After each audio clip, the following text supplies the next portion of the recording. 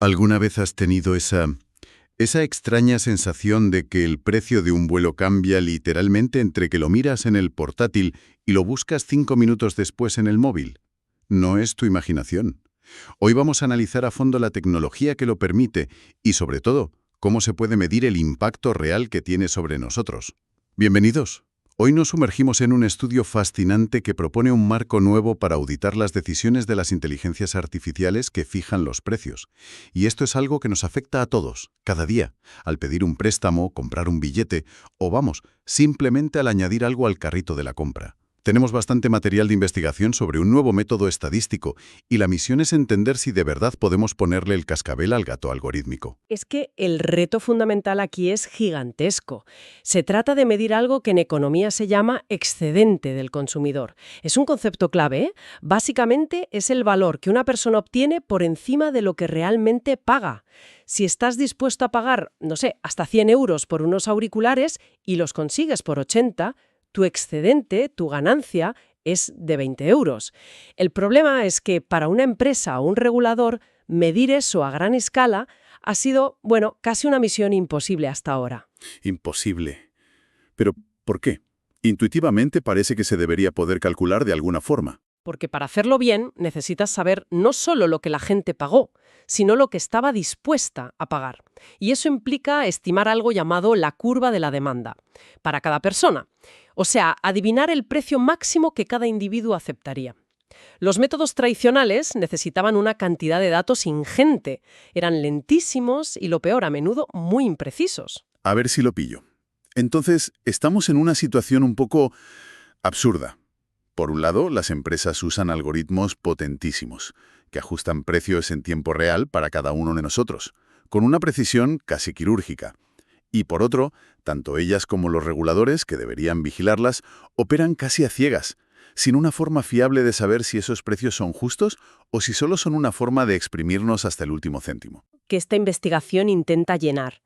Piénsalo, ya hay leyes para prevenir la discriminación de precios, las que prohíben cobrar distinto por género, por ejemplo. Pero claro, estas leyes son de una era pre-IA. Necesitan herramientas de auditoría modernas para ser efectivas.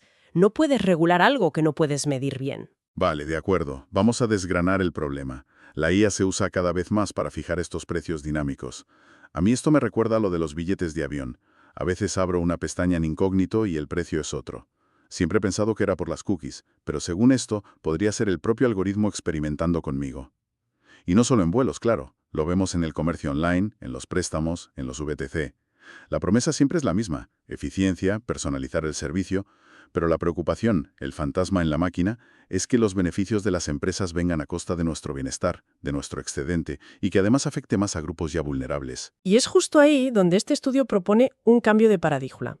En lugar de intentar estimar esa curva de la demanda, que es tan compleja y escurridiza, los investigadores aprovechan la propia naturaleza de estos algoritmos. Es que estos algoritmos no son estáticos. Para aprender necesitan experimentar. Siempre. Es un proceso constante de exploración y explotación. Explotan lo que saben para fijar un precio óptimo, pero también exploran con precios distintos para ver qué pasa y seguir aprendiendo. Y esa aleatoriedad, esa experimentación, crea una especie de experimento natural que se puede aprovechar. Un experimento natural. O sea que el propio algoritmo, en su día a día, genera los datos que se necesitan para auditarlo. Justo. Imagina que quieres saber el volumen de una piscina con una forma rarísima, sin tener los planos. En vez de intentar calcularlo con fórmulas, empiezas a tirar miles de pelotas de ping-pong de forma aleatoria y anotas cuántas flotan a cada nivel. El método que proponen, el CPW o pesos de propensión acumulados, es algo parecido. No intenta dibujar toda la forma de la demanda. Lo que hace es usar esas instantáneas de las compras que ocurren a los precios aleatorios que prueba el algoritmo y con una ponderación matemática muy ingeniosa reconstruye el volumen total, o sea, el excedente del consumidor, y sin necesidad de estimar la curva explícitamente. Suena brillante, sí, pero aquí veo un posible punto débil. Una grieta. Esto en un laboratorio suena genial, pero en el mundo real parece depender muchísimo de conocer con total exactitud cómo funcionaba ese algoritmo original. Un auditor solo ve los datos que le dan. ¿Qué impide a una empresa, digamos, maquillar esos datos? Omitir los experimentos más agresivos. ¿No sería un método igual de frágil que los anteriores al final? Es una objeción muy, muy pertinente. Y de hecho, es el talón de Aquiles de muchos métodos de este tipo. Si dependes de la honestidad total de la empresa, mal vamos. Pero los investigadores lo previeron y por eso desarrollaron una versión mejorada, que llaman ACPW, el estimador aumentado. Y este es, en mi opinión, el verdadero avance del estudio, lo que lo hace práctico.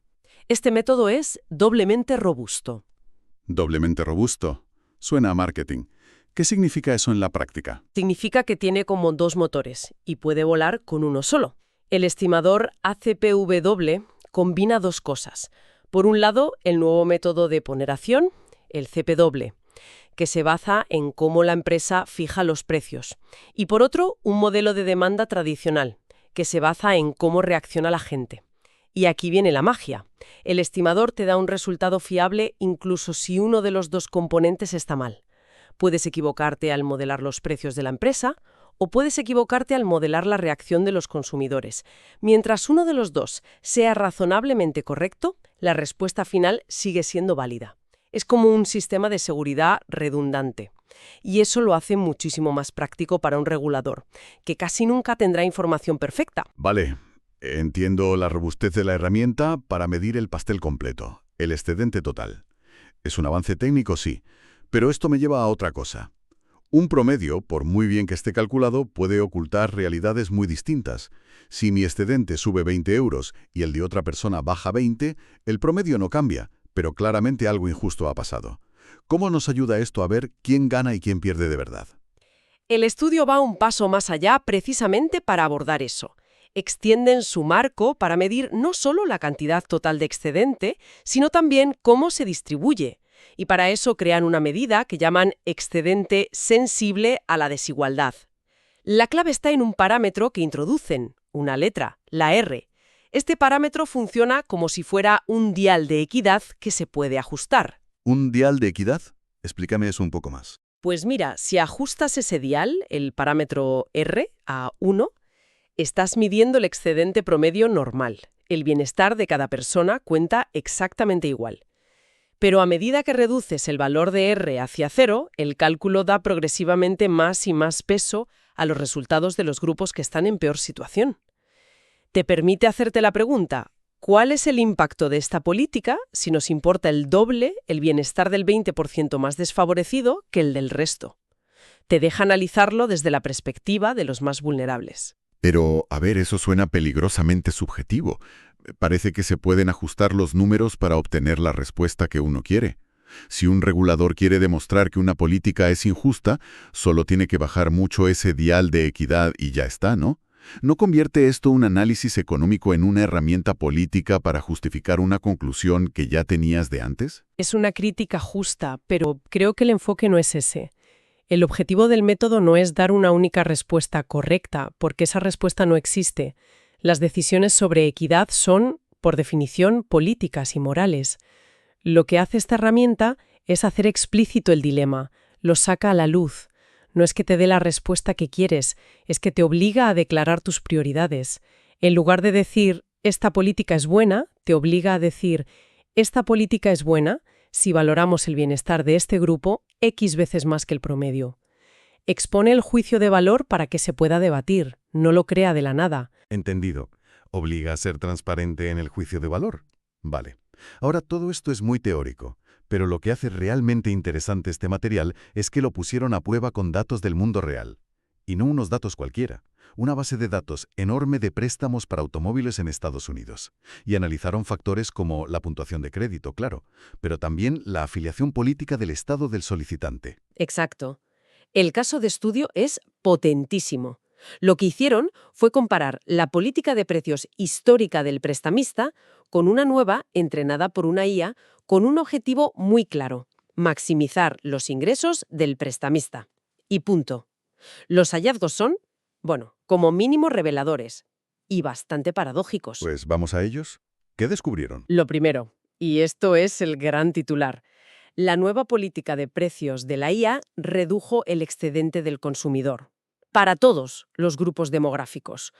Y no un poco, Por ejemplo, el grupo con buen historial de crédito en los estados rojos, que era uno de los más beneficiados por la política antigua, vio cómo su excedente caía un 26%.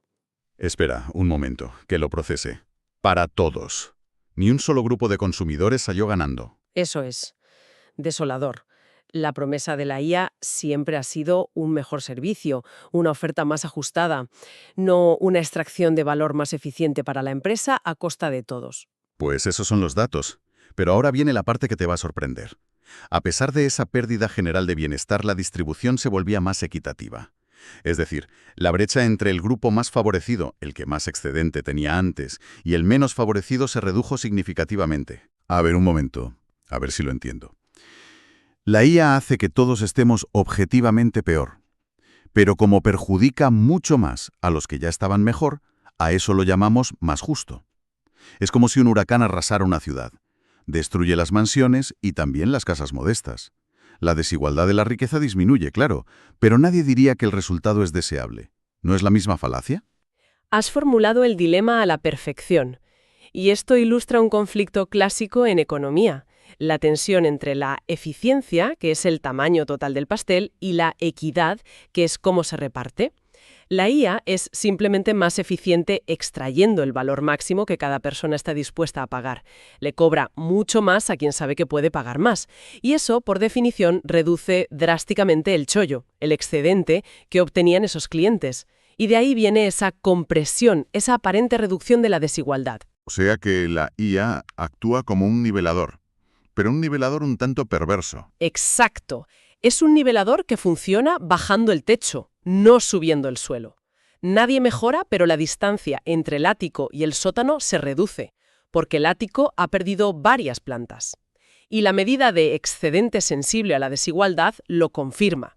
Cuando ajustas ese dial para enfocarte en los peor situados, la caída del excedente que provoca la IA es mucho menor en términos relativos. Esto sugiere que la personalización algorítmica extrae la mayor parte del nuevo valor de los clientes que antes se llevaban un gran excedente. En resumen, después de este análisis, hemos visto una nueva herramienta estadística, el ACPW, que parece que por fin permite auditar los precios de la IA de forma fiable.